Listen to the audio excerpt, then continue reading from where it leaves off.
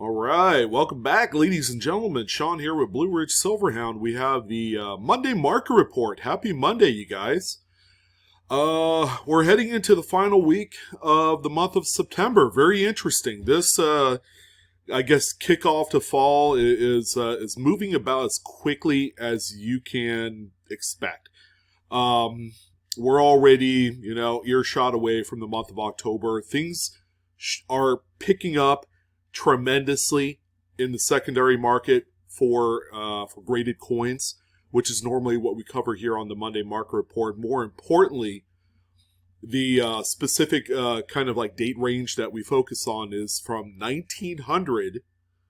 Oddly enough, we have one coin bearing the date 1900 in this show today, going all the way to the newest dates. All right, our newest date covered today is 2019. I mean, there is general interest all across the board for all dates. If you think that there's no value in newer coins, I want you to think again. Collector interest is high. The registry sets that are hosted by PCGS and NGC at an all-time popular high right now, and everybody's getting into it. These guys that care, I guess, about the bragging rights, and they have more money to spend than anything else, they are going to tackle something like that has a lot of collectability, a lot of challenges involved. Because it's not easy to find, the top very impressive, I guess, grades for some of the most, I would say, mediocre dates. Like this week. 1982 is very well represented across a few denominations. Kind of strange when we have, 3-4 coins that we're going to cover all bearing the same date. That speaks volumes by itself. So I hope you guys enjoy the show. All of the market activity coming courtesy of greatcollections.com. If you're looking to sell your collection and you got some really nice stuff, all right, Great Collections, probably the place to go. They are the top, I would say, auction house out there right now, and I like them. All right, and maybe you guys too. And also, if you're looking to add a nice premium coin to your collection, Great Collections got you covered there as well. They have their weekly auctions that are going on, and some of the biggest, brightest coins that you could possibly ever imagine. You might be able to find what you need on these weekly auctions. So thank you guys for tuning in. I wanted to go ahead and do a quick little information dump on you here. Our calendar of events for Whatnot on the Blue Ridge Silverhound channel. Tomorrow, we have another big unsearched Lincoln Wheat Roll liquidation. I have to go through 60 to 70,000 coins because the wifey said so. And these are coins that I have bought locally, primarily private party from other folks that have held on to these for decades. And I just don't have the time to go through it. That's part of homeschooling your kid and doing a full-time YouTube channel and doing Whatnot streams and doing pack and chips for eBay and whatnot. Going through Lincoln Cents is simply just not in the cards for me anymore. That's something that I enjoyed doing back when I was in my 20s and 30s, and I just simply don't have the time.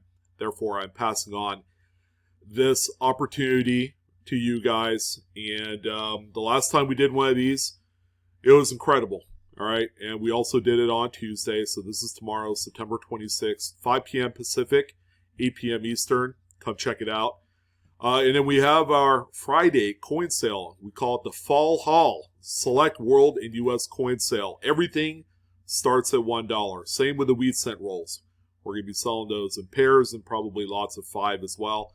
Everything on Blue Ridge Silverhound starts at $1. So come check it out. Also, Friday, September 29th, 5 p.m. Pacific, 8 p.m. Eastern. If it's your first time here, go ahead and click down below in the description box. I have my referral link. If you sign up under me, you get $15 in credit to use immediately. So I hope to see you guys there. All right, let's go ahead and dump into some of these coins that ended on Great Collection. How about this monster? Man, this thing, 1998's. And it's not just the proof coin, right? Because that would just be, I guess, too easy. But this one right here is a heck of a find. This one is the Close AM FS901. So the base of the A and M in America are touching. All right, it's also got the modified designer initials for Mr. Frank Gasparo on the reverse. They're going to be different than standard wide AM reverse types. So, pretty incredible coin. Just look how deep dark blacks the fields are of the coins on both the obverse and reverse. And this thing is incredibly attractive to the eyes. You know, you could stare at this for a while and be totally content with life. So this is a monster coin. It is graded perfect 70. All right, which if you look at the date and realize that production quality is so much more better during this stage of the game, then 70 might not seem too far-fetched, all right? I've seen a fair share of the FS 901s in 68 and 69 grade, and I've seen a few in 70. Here's yet another one that has popped up here on Great Collections. So this one sold for $4,837.50. Probably one of the highest prices I've seen of this variety. Speaking of varieties, we have the good old, this is a staple, right? It's like drinking water every day and eating your fruits and vegetables. This is a staple in much that same fashion in the variety and Lincoln Cent collectible space. 1995, doubled die obverse. It's also the FS 101. You know, for whatever that's worth. I know there's variety nuts out there that like the Favaz-Stanton attribution numbers, so that's what that is. This time NGC grabbed a hold of this one as a Mid-State 69 full red. Good looking coin, very clean. It's kind of a tale of two coins because you have a muted, soft reddish kind of pink color on the obverse, and then the reverse is really full red. Simply nice here to see. This particular coin sold for $1,469.24. Again, your strongest doubling is on Liberty and the motto, "In God We Trust," just in case you needed a little refresher on this one. And speaking of varieties, interesting rotation here. The coin was actually rotated in the graded slab, and I wonder if that was done on purpose to show the close AM variety on the reverse of this one. Now, 1992D is not as rare as the Philadelphia version, all right, or the big brother of this coin, which in the same grade sells for over $10,000. But we cannot ignore this one. This one is a stunner. Mid-State 65 red, close AM. All right, they use the proof dies to make this one. By mistake, it's got the modified FG initials as well. All right, the base of the A and M are touching, whereas on the standard wide AM reverses of these coins, there's a considerable gap between the two letters. So this one right here, 65 red, and how about $9,417.38? I mean, you know, this is a coin that as roll hunters, we strive to chase all the time. And they are still out there. There have been a number of them that have been found this year in 2023. I know of one person that found two of them, which we've highlighted on the live coin Q&A. Just a magnificent, high-powered, this will change a life type of find. You can't retire off of it, but boy, man, if you're behind on bills and stuff, this is the coin that will bail your fanny out of the fire real quick. The next one that we have here, the next couple, okay, these are just pure registry collector grade type coins. They're the highest grade level for the respective dates. 1991D, PCGS Mid-State 69 red, damn near perfect here with those fields that are just, they have the subtle satiny of them. This one right here sold for $6,468.75. crazy world we live in where a coin like this sells for that and it has nothing else to give, right? There's no flashy variety. It's not a crazy error, mint error, or anything of that sort. It's not a transitional strike, none of that stuff, or a pattern. It's just a regular 1991D. And same here with this one. It's just a regular 1989D. All right, PCGS graded this one the same at a 69 red. You best believe that Lincoln Center Registry assemblers want this one. They need it. $3,862.50 was the sale on this one here. And we're getting into the age of coins that I personally like because these are made out of copper, right? They have the look, they have the longevity, and they just feel high quality.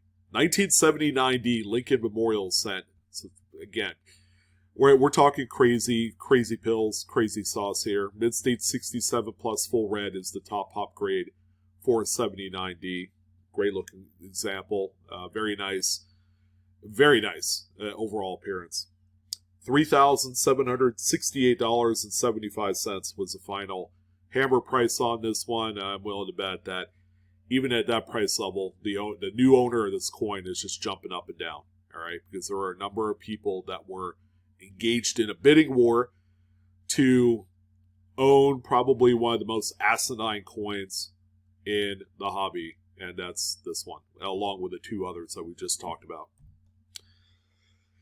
Here's a 45S. This is a perennial monster in sheep's clothing. Mid-State 68 red through NGC. Man, I could just almost imagine what this thing could do in a 68 red PCGS holder.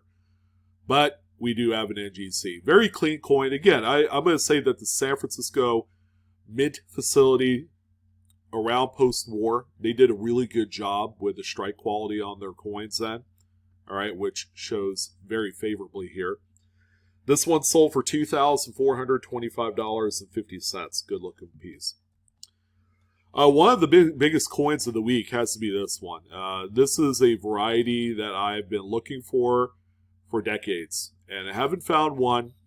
I found a couple, but they were trashed. All right, so to see one that's a Mid-State 67 red, it gives me some hope that there is something like this out there for me. It doesn't have to be a 67 red, folks. I will gladly settle for a 64 or 65 red. But this, my friends, is one of the bigger wartime doubled dies that you will ever lay eyes on.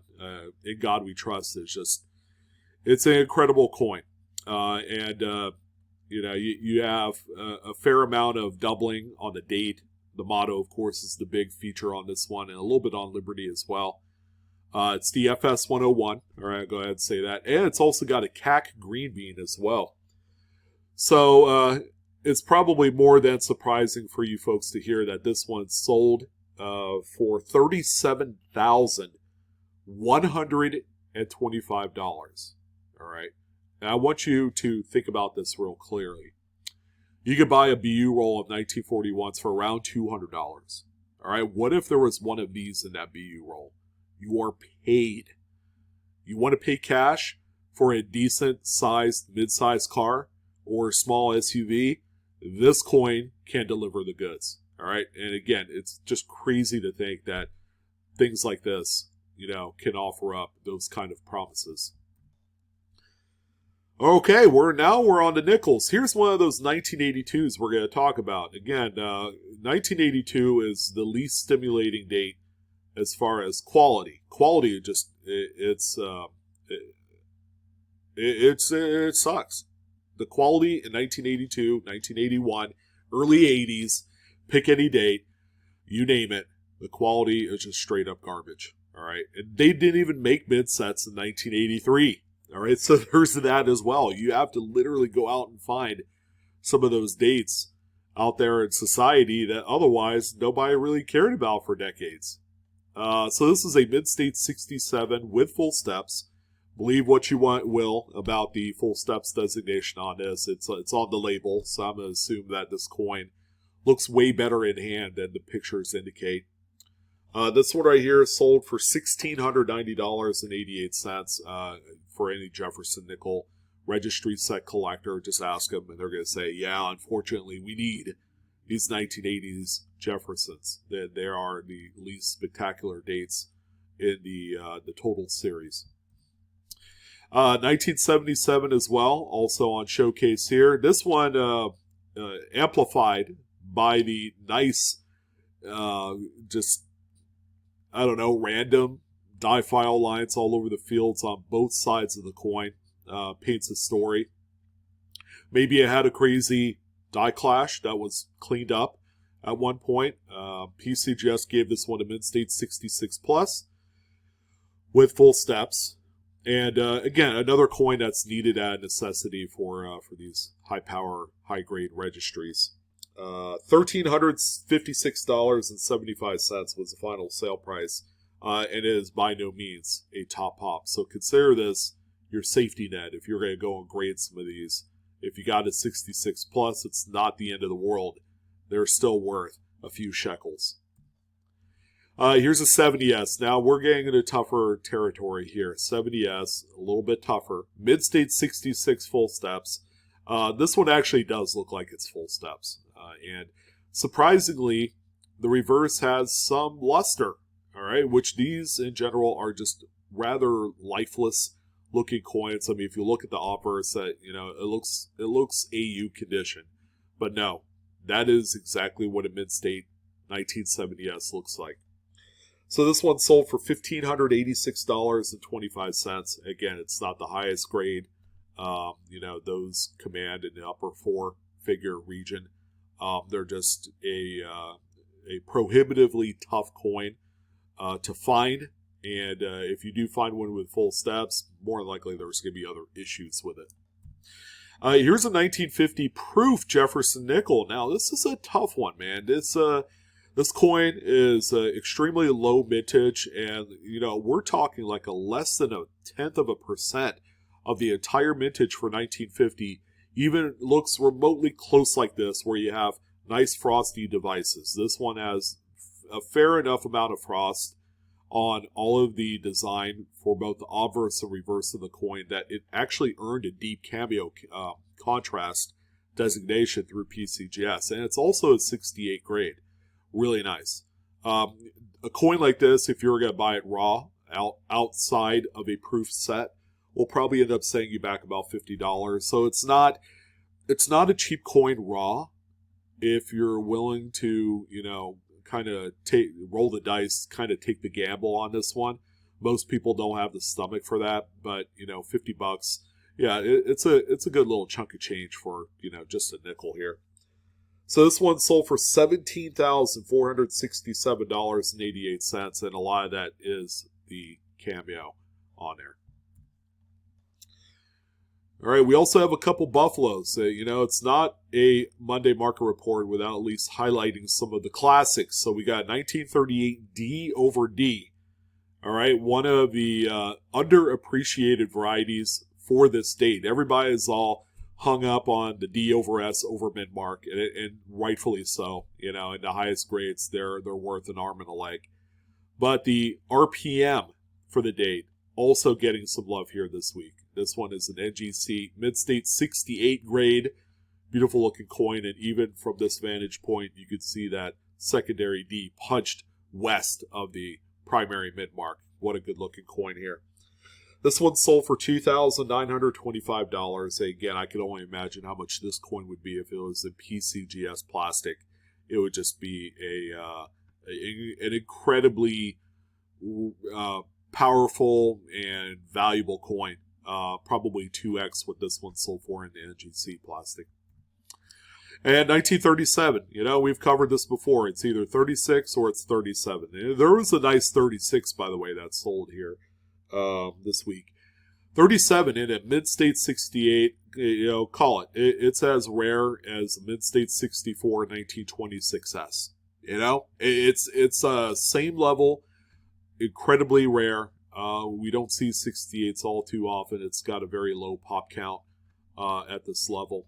And this one here sold for $6,525. Again, we're talking big money off of a coin that possibly you could buy at a coin shop for about $30. And 31S is the second lowest mintage of the Buffalo Nickels yet. Again, we're talking underrated. Everybody they're sweating, the 1920s branch mints, as if it was the second coming of something just, miraculous. Mid-State 67, very nice grade. I actually owned one of these in the 65 grade, and even at that level, it's like a $250, $300 coin. So at 67, I can almost imagine it as a ginormous price level, and it sure is. This one sold for $6,086.25. Again, it's not the highest grade. All right, I believe 67 plus or 68 is the highest. I've seen these command 5 figures high, so they got plenty of room here. This is a safety net grade. All right, we're on to dimes. We actually have a few dimes this week. Here's yet again another in 1982 date. This one, however, is beginning to get more embraced in the community. And this is the missing mint mark. Philadelphia struck 82 with the strong strike, and that's designated on there. It's a previous L.S. Brown collection piece as well, as noted on the label. So PCGS gave this one a Mid-State 67 full bands, and just to kind of double down on what this is. Folks, Philadelphia struck 1982 Roosevelts are supposed to have a physical P mint mark right above the date. This one does not. All right. So it was made in error. And this one right here sold for $1,125. It's not the highest grade I've seen of this. So again, another phenomenal coin. And, one that should be on the forefront of any roll hunters, list for sure. And we got color. Color's winning this one all throughout. You got that really nice, pretty rainbow on the obverse, and then, the crusty kind of like mossy green look on the reverse. It's a killer coin. I'm willing to bet when you hold it in hand with the light hitting it just right, it flashes and brilliant. Mid-State 68, no full bands, no fluff there. 50 AD, again, what a very pedestrian date by all accounts. This one here sold for $1,518.75. Again, that's all color winning this one over. And speaking of color, geez, this 1944S Mercury dime. I was like, are we going to go through another week talking about 1944S Merc? Yeah, and this time it's for a different reason. I mean, look at the obverse toning. This had to have been like a roll ender or something, because the back of the coin is just about all blast white. So PCGS graded this one a Mid-State 68 full bands. Really, really pretty coin. And it ended up finalizing at $4,950. A stunner. I'm a big toner nut. If I could afford this, I would buy it. And finally, the final dime for this week is this 1935D. Semi-tough. I'm not going to say that it is the rarest. It's not. It's a Mid-State 67 plus, full bands. That Denver mint mark kind of throws a little swerve into the mix of, the toughness of this one. This one sold for $5,906.25. No doubt about it. Mercury dime collectors are savages. Savages. When something like this comes up. Well, here's the newest coin on the list. And it's been quite some time since we've seen one of these high-graded West Point quarters hit the auction scene. But we have one right here today. 2019 West Point, War in the Pacific.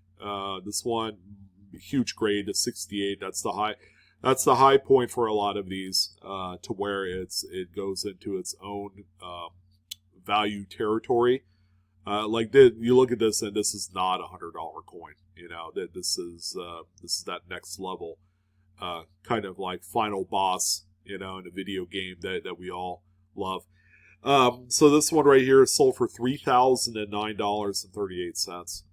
It could be the top grade. There are rumors that 69s exist on a few of these specific W mint quarters. So I think War in the Pacific might be one of them. I've owned a few 67s in my lifetime of this one. But yeah, these are still very well collected, especially at the top. And there you go, another 1982, this time at Denver. Again, people really, I'm not going to say they avoid trying to buy these dates. Again, it's all out of necessity. They need it. And, they're going to proc the value into it, whether it's deserved or not. All right. So 67 plus, it's one of the higher grades of this one. $1,437.75 for what we classify as the second tier level of grade here on this one. And beautiful Standing Liberty Quarter 28S, another 28S. We've seen a few of them here recently. NGC gave this one a mid-state 67 plus full head, and it looks every bit the part. They have a very nice coin. What else do we need here? $6,468.75. If I were a betting man, a lot of people will pound some money into the SLQs of the world and Walking Liberty halves and Mercs. And, that those are true testament investment coins. Those are the coins that you could retire off of when the time is right. So keep that in mind. All that modern junk that we've been talking about today, sold for a ton of money. Those are the type of coins that you sell so that way you can buy things like this. And, yeah, a 1900. I told you we had the 1900 graded coin today, all right, which falls under the date range at the very, very bottom, of course. Just a wholesome coin here. Barber coinage by nature are workhorse coins. They were never saved in this particular state of preservation. There's just so few of them out there. So we have a mid-state 65, CAC green bean as well. I mean, this is a very magical coin. $4,837.50 was the final hammer on this one. And we're going to end things off here on a couple of large denoms. Okay, so we have one Kennedy and one, believe it or not, Susan B. Anthony to pick up the end spot for today's MMR. 1970D. So we all know that this is a coin that is only accessible in a mid-set from 1970. You can't find them anywhere else. All right. Well, you can find them as proof as well in a proof set, but these were never produced for circulation. They have a very small mintage, like 2 million or something ridiculous to that. And they weren't exactly white gloved either. All right, so these things were tossed around. It's 1970, so that's no big secret there. So 67 grade, that's where you need to be. This one also by NGC. And again, when I give you the price, imagine if this coin was in PCGS plastic. All right. So this one sold for $7,831.11. How much do you think a PCGS coin of the same grade would sell for? All right. Maybe 10 cents above what the NGC one, right? At least. So the final coin is one that you can find in the 3-coin Susan B set for 1979 as the PD and S. And probably your best bet in finding a high-grade wide rim variety. So the rim comes all the way up to the date, whereas the regular narrow rim has a considerable amount of gap between the date and that cut-in date, or the rim right there. Mid-state 67, it's no slouch of a grade, very nice. And this coin finalized at $2,090.21. Again, it has the grade that's 67 for it to earn that kind of stripes. Whereas, raw, just generic BU coins probably sell for about $15-20. So again, you need the cleanliness, you need the immaculate nature of these coins for them to be meaningful. Well, there you go. I hope you guys enjoyed this video. Of course, it is for entertainment purposes only, not financial advice. We're just taking a look at what's sold and what the market is. All right? You don't have to take what I say at face value. You really don't. So please do collect and grade responsibly. I got to add that in there, by the way. Grade responsibly, because a lot of people don't do that. So, and usually after the MMRs, there's a lot of question there. And that's going to go ahead and wrap things up for your Monday. So I hope you guys have a wonderful rest of your evening and you guys are enjoying the hobby as much as I am. I'm your host, Sean, with Blue Ridge. Thank you again. Don't forget to like, share, and subscribe. And I hope to see you guys real soon. Have a great night.